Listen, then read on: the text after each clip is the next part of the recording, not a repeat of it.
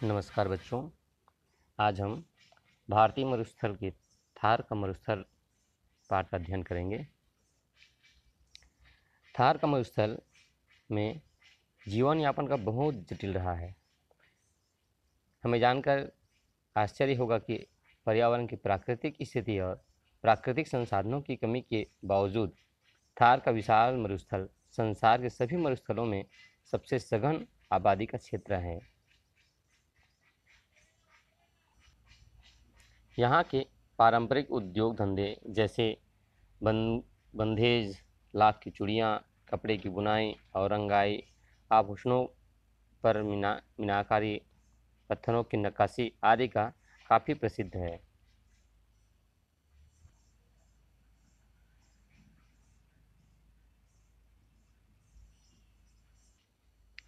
यहाँ का पारंपरिक कुटीर उद्योग आज कठिनाई के दौर से गुजर रहा है। मारवाड़ और गुजरात के कच्छ और काठियावाड़ के लोग सदियों से व्यापार के लिए भी जाने जाते हैं। यहाँ के अधिकतर लोग कृषि और पशुपालन से अपना जीवन बसर करते हैं।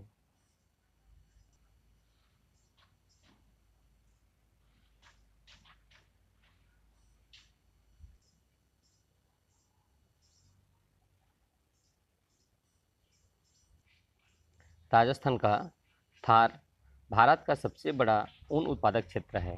यहाँ का ऊन कालीन उद्योग के लिए सर्वोत्तम माना जाता है। बीकानेर एशिया में ऊन की सबसे बड़ी मंडी है।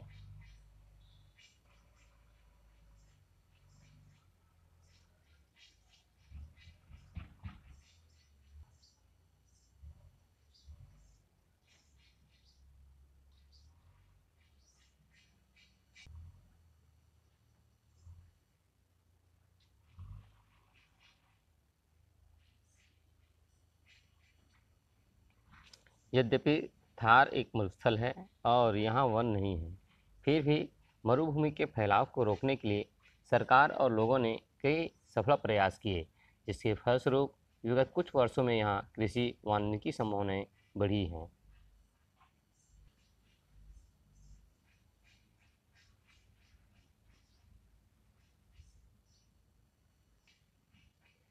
खेजड़ी यहाँ का एक प्रमुख वृक्ष है, जो मानव और जानवर दोनों के लिए उपयोगी है। इसके पत्ते यहाँ के पशुओं के लिए बहुत ही पौष्टिक हरा चारा प्रदान करते हैं। इसकी लकड़ी भवन निर्माण, कृषि, ऊँट गाड़ी आदि के लिए इस्तेमाल होती है। इसके अलावा खेजड़ी की जड़ भूमि में नाइट्रोजन यौगीकरण में बहुत सहायक है। खेजड़ी के अलावा रोहिड़ा भी उपयोगी वृक्ष है, जो चारे के अलावा मिट्टी को अपनी जड़ों से बांध कर रखता है। इसका इस्तेमाल कृषि वानिकी के संदर्भ में मरुस्थल के फैलाव को रोकने के लिए किया जा रहा है। रोहिड़ा फर्नीचर के लिए प्रमुख उपयुक्त होता है। इसके तने की छाल में औषधि गुण हैं। राजस्थान का नहर। राजस्थान नहर को इंदिरा गांधी नहर के नाम से जाना जाता है। यह नहर भारत की वृहद परियोजनाओं में से एक है। यह नहर सुल्तानपुर की हरिएक बैराज से शुरू होती है। इंदिरा गांधी नहर बनने के बाद भी गंगानगर जिले में सबसे ज़्यादा खेती होने लगी है।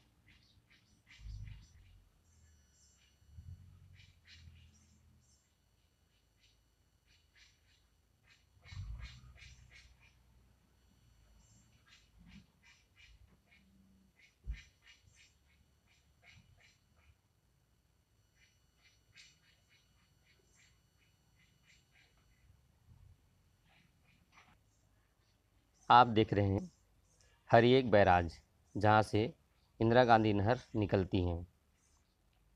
नहर बनाने का इतिहास। सन 1899 1900 में इस इलाके में भयंकर सूखा पड़ा। बीकानेर के महाराज गंगा सिंह ने इस सूखा पीड़ित अंचल में सतलज के जल से सिंचाई की परियोजना बनाई। गंगा सिंह ने गंगानगर जिले की स्थापना की। ये है महाराजा गंगा सिंह जी, जिन्होंने श्री गंगानगर जिले में यह बैराज बनाई। ये सिंचाई की परियोजना गंगा सिंह ने गंगानगर जिले की स्थापना की थी।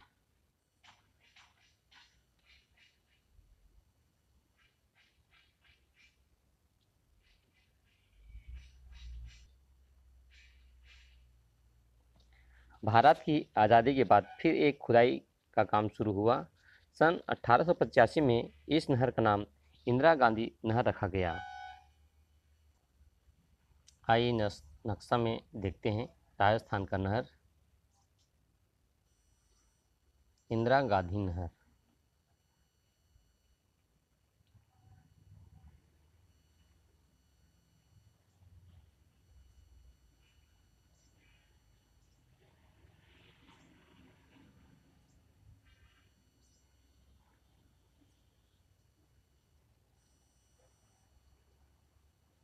यह हरिएक बैलाज जो सतलज नदी और व्यास नदी के संगम पर बना हुआ है।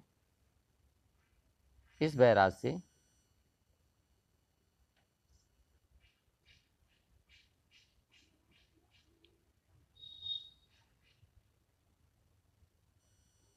इंदिरा गांधी नहर निकलती है, जो पंजाब से होते हुए गांधीनगर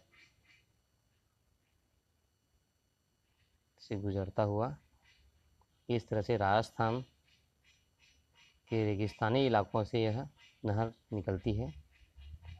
ये जैसलमेर तक, यहाँ तक आती है। ये इसका क्षेत्र है, ये आप देख सकते हैं।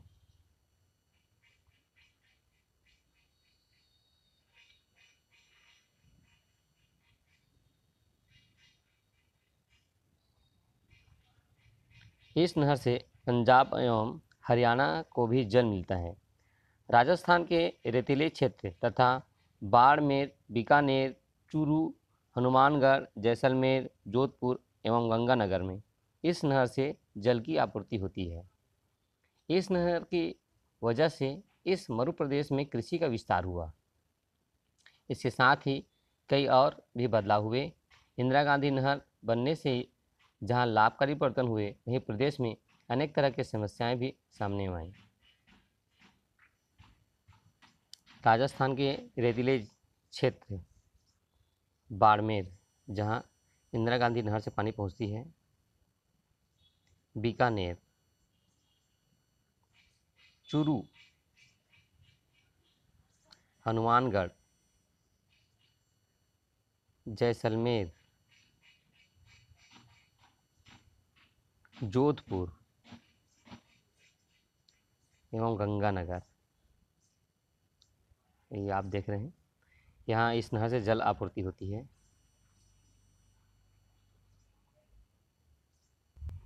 ये हरिएक बैराज,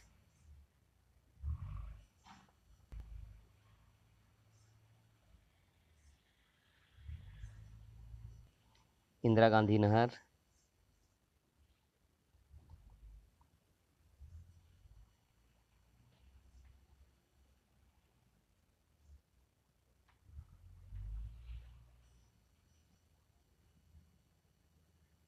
इंदिरा गांधी नहर,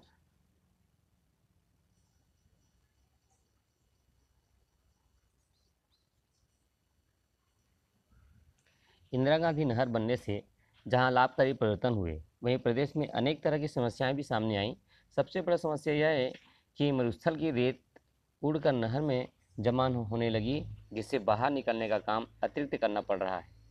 खेती करने वाले किसानों के खेत की रेत उड़कर अन्यत्र बिखरने लगी है, जिससे मरुस्थल का दायरा और भी बढ़ने लगा है। एक गंभीर समस्या यह भी है कि नहर का जल अब वहाँ के भूमिगत जल से मिलकर खारा हो गया है, जिससे खेत में दिक्कत आने लगी है।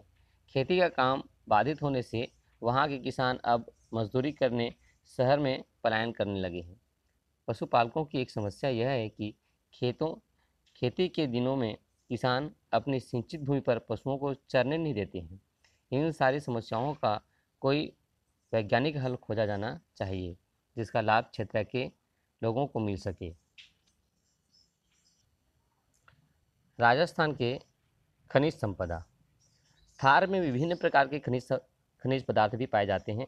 बीकानेर और बाड़मेर में अल्मेनाइट, जैसलमेर व जोधपुर में चूना पत्थर,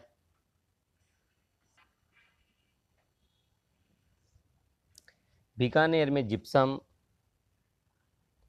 बाड़मेर में ग्रेनाइट, जैसलमेर और बीकानेर में खनिज का तेल एवं प्राकृतिक गैस। क्या आप जानते हैं कि विश्व के वास्तुशिल्प का अनूठा नमूना ताजमहल नागौर के मकराना से प्राप्त सफेद संगमरमर से बना है। जोधपुर अपने बलुआ पत्थर और जालोर ग्रेनाइट के लिए मशहूर है।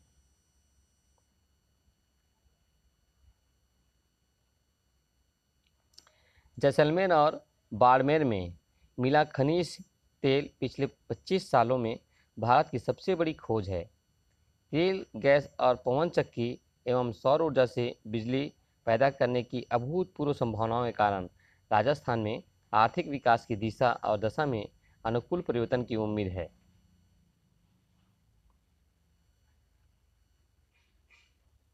खनिज संपदा।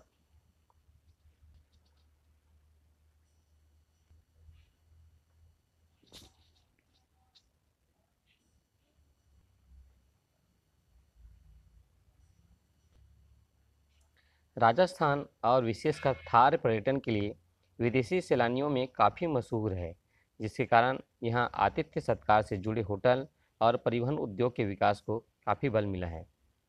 थार मरुस्थल का एक गांव।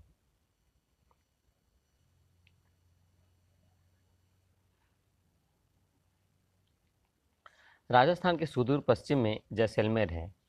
इससे भी 90 किलोमीटर दूर भारत और पाकिस्तान के अंतर्राष्ट्रीय सीमा पर बसा है एक गांव लूनार।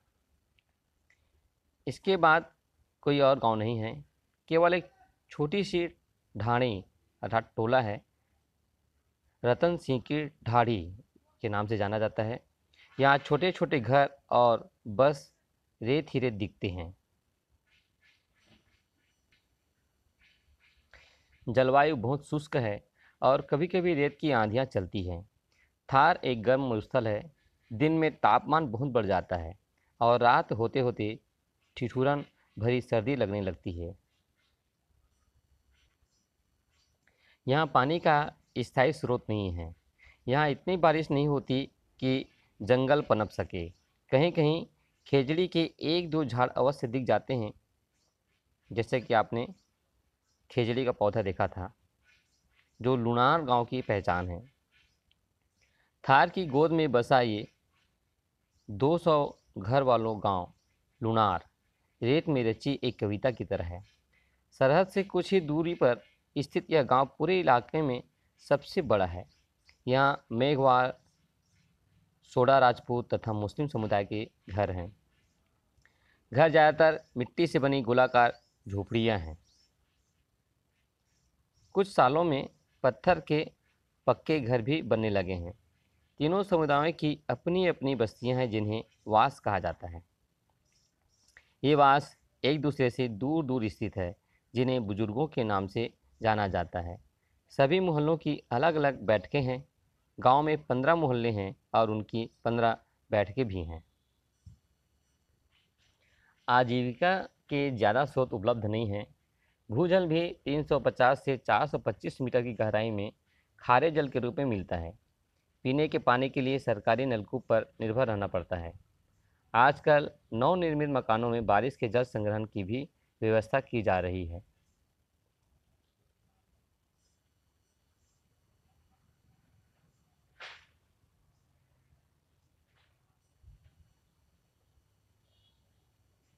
जल संरक्षण जरूरत भी है और कर्तव्य भी।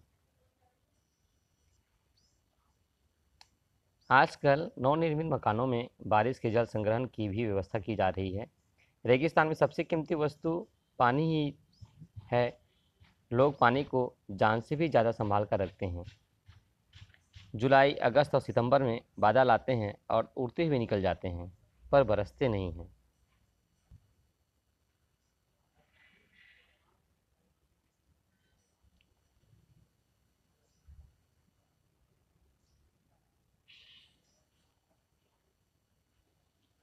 जुलाई, अगस्त और सितंबर में बादल आते हैं और उड़ते हुए निकल जाते हैं, पर बरसते नहीं। कभी ऐसा भी होता है कि पानी गिर रहा है, परंतु ज़मीन तक पहुंचने से पहले ही यह वाष्प बनकर उड़ जाता है। ऐसा भी नहीं कि पूरे क्षेत्र में वर्षा हो। अक्सर एक गांव में बारिश होती है तो दूसरे गांव में नहीं। साल भर में केवल 10 से 15 दिन ही बारिश होती है।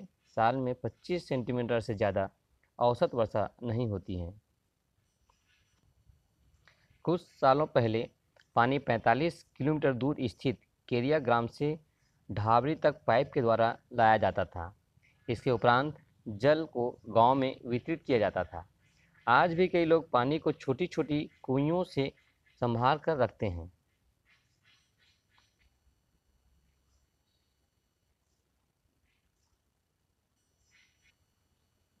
ये है कुइयाँ।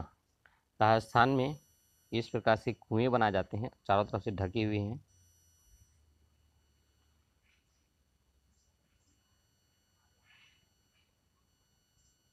पानी संरक्षण का यह एक साधन। हमारे यहाँ कुआं का निर्माण करते हैं और इन लोग कुइयाँ छोटी छोटी कुइयाँ होती हैं जिसमें जल संरक्षण किया जाता है और रेत न भरे इस कारण से ऊपर से ढक दिया जाता है।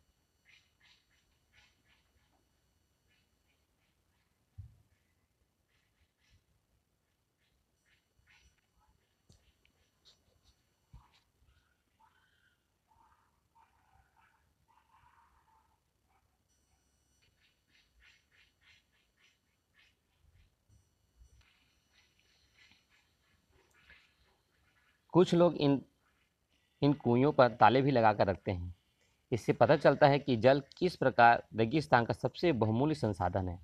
आजीविका के लिए लोग अधिकांशतः पशुपालन या मजदूरी करते हैं। खेती ज़्यादातर संभव नहीं है।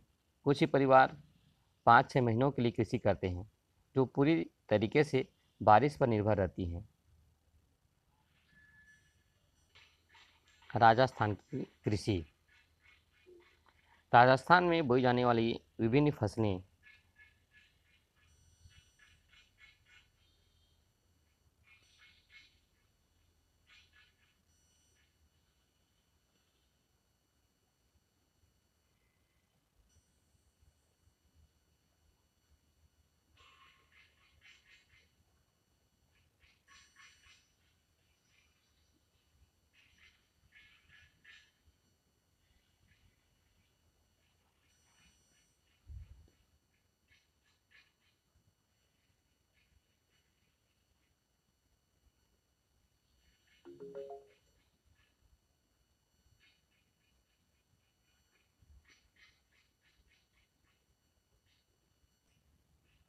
राजस्थान में ज्वार तथा बाजरा प्रमुख फसलें हैं क्योंकि इन्हें कम पानी की आवश्यकता होती है। लोग मतीरे अर्थात खरबूज के समान एक फल के बीज भी बेचते हैं जिन्हें तेल निकाला जाता है।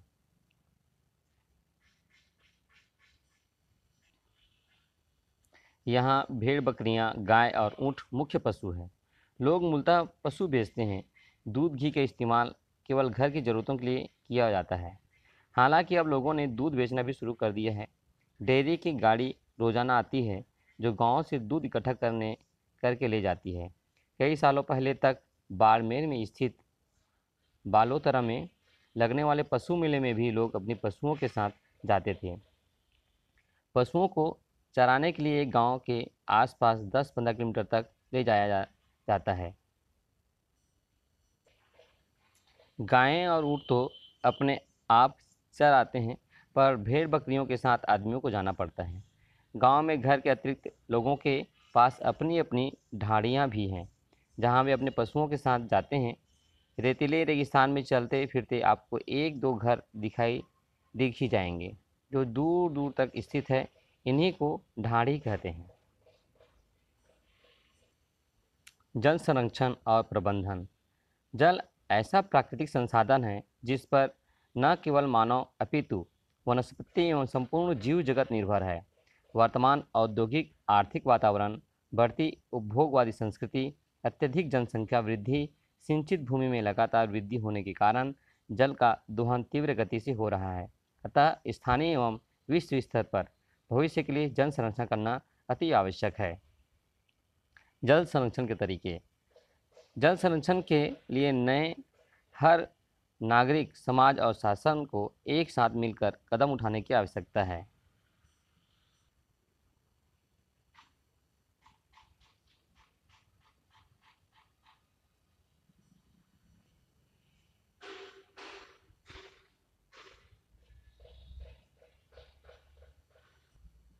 इनमें मुख्य रूप से जल स्रोत में घरेलू और औद्योगिक अपशिष्ट न डालकर पेयजल स्रोतों के निकट स्नान न करना व कपड़े न धोना, जहरीले रासायनिक पदार्थों युक्त मूर्तियों को विसर्जित न करना और जल में उत्पन्न खरपतवारों को हटाना शामिल है।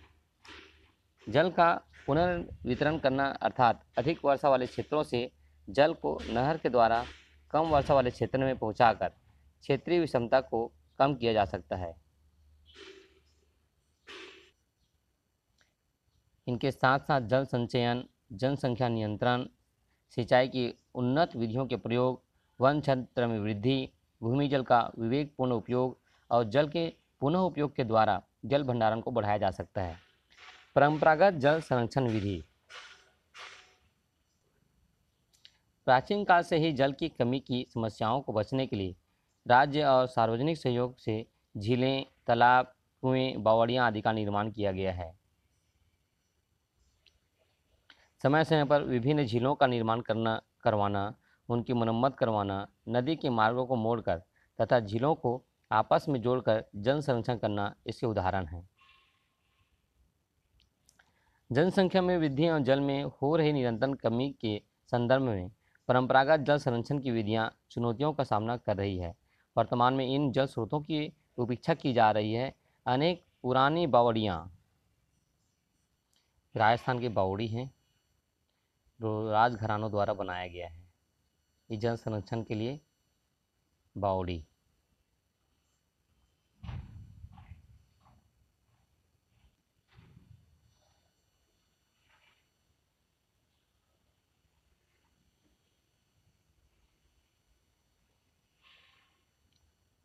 यहाँ आप देखें जल का संग्रहण, यहाँ से निकलने के पश्चात नीचे में भी संग्रहण की व्यवस्था, उसके बाद फिर से आगे बढ़ाने के लिए व्यवस्था, नहर की व्यवस्था यहाँ पर किया गया है। प्राचीन काल में राजा महाराजाओं द्वारा बनाया गया जल संरक्षण के उपाय।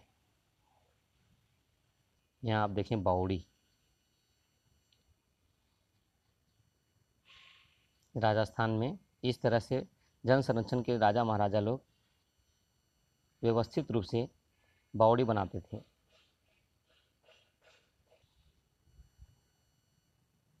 बावड़ी है, आप देख सकते हैं।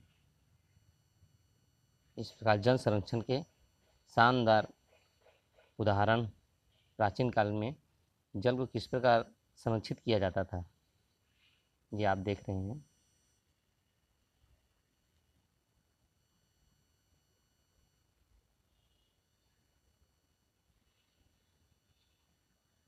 ये बावड़ी हैं सब राजस्थान में जल संरक्षण के विभिन्न राजाओं द्वारा अपने अपने राज्य में, अपने अपने नगर में इस प्रकार की बावड़ी का निर्माण करवाया गया।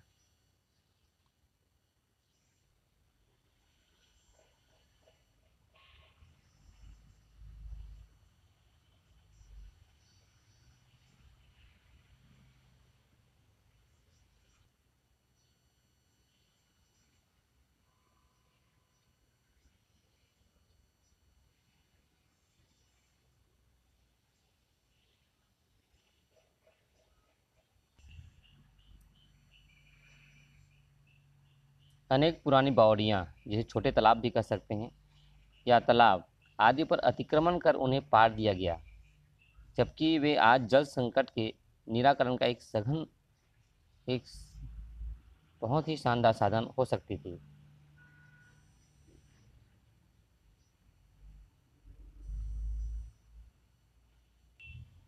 ये है टाँका, छोटे छोटे कुइयाँ, आप देख सकते हैं।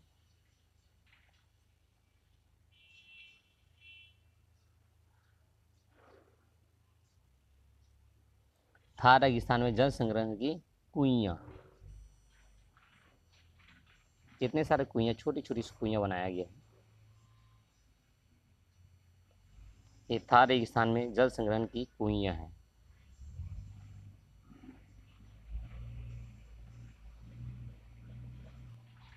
टांका। टांका थार इलाके की परंपरागत वर्षा जल संग्रह विधि है। यह एक भूमिगत छोटा कुआं है जहां मकानों के छत और अन्य पक्के जल ग्रहण क्षेत्रों से बाहर जल को पक्के टांके तक लाया जाता है। यह लगभग 6 मीटर गहरा और 2 से 3 मीटर चौड़ा होता है। टांका की बाहरी दीवारें आज जहाँ से जल आता है वहाँ फिल्टर या छन्नी लगाई जाती है ताकि वह जल गंदा न हो। ये सब टांका है, आप देख रहे हो।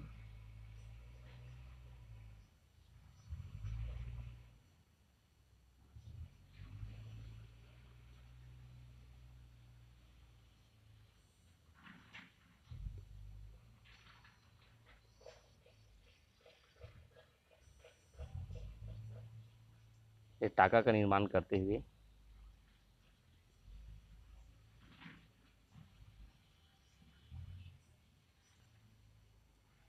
बाड़मेर, जैसलमेर और बीकानेर जैसे मरुस्थल के शहरों में टांकों के बहुतायत उपयोग होता है। आधुनिक जल संरक्षण विधि। प्रतिवर्ष 22 मार्च को जल संरक्षण दिवस के रूप में मनाया जाता है। आधुनिक समाज में बढ़ते जल संकट को देखते हुए जल संरक्षण के लिए अनेक विधियां बनाई जा रही हैं, जैसे बांध एवं नहर बनाना, बूंद बूंद एवं फव्वारा सिंचाई प्रणाली, दूषित जल को साफ कर पुनः उपयोग, जल जागरूकता फैलाना आदि। रूफ टॉप जल संग्रह विधि। इनमें सबसे नवीन व कम वर्षा वाले क्षेत्रों के लिए अधिक उपयोगी विधि है। इस विधि में वर्षा के जल को भवन की छत से एक पाइप द्वारा नीचे बनी पानी की टंकी अर्थात हाउस में एकत्रित कर लिया जाता है। बाद में आवश्यकता अनुसार उस पानी का उपयोग किया जाता है। इसे रूफ टॉप जल संग्रह विधि कहते हैं।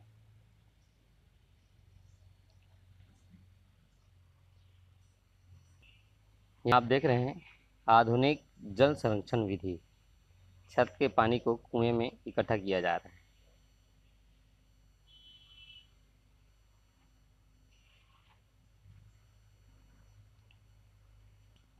यहाँ एक लोकगीत है। मौमाखियाँ अर्थात मधुमक्खियाँ फूला स्यू रस रो एक एक कण चुग र शहद रो ढेर लगा सके हैं तो के में मानस बादला रे परस्तय रस नैनी सहेज सका। अर्थात मधुमक्खियाँ फूलों से रस का एक एक कण एकत्र कर शहद का ढेर लगा सकती हैं, तो क्या हम इंसान बादलों से बरसते रस को भी नहीं सहेज सकते। इस तरह हमने भारत के राजस्थान में थार के मरुस्थल के संबंध में जानकारियाँ प्राप्त की। मरुस्थल अर्थात डिजर्ट। मरुस्थल या रेगिस्तान ऐसे भौगोलिक क्षेत्रों को कहा जाता है जहाँ जलपात अर्थात वर्षा तथा हिमपात का योग अन्य क्षेत्रों की अपेक्षा काफ़ी कम होती है।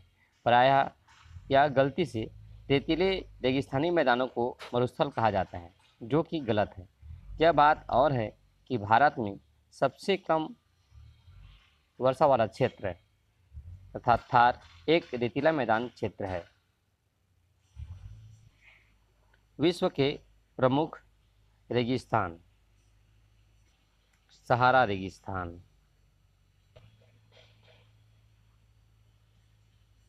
कालाहारी का मरुस्थल,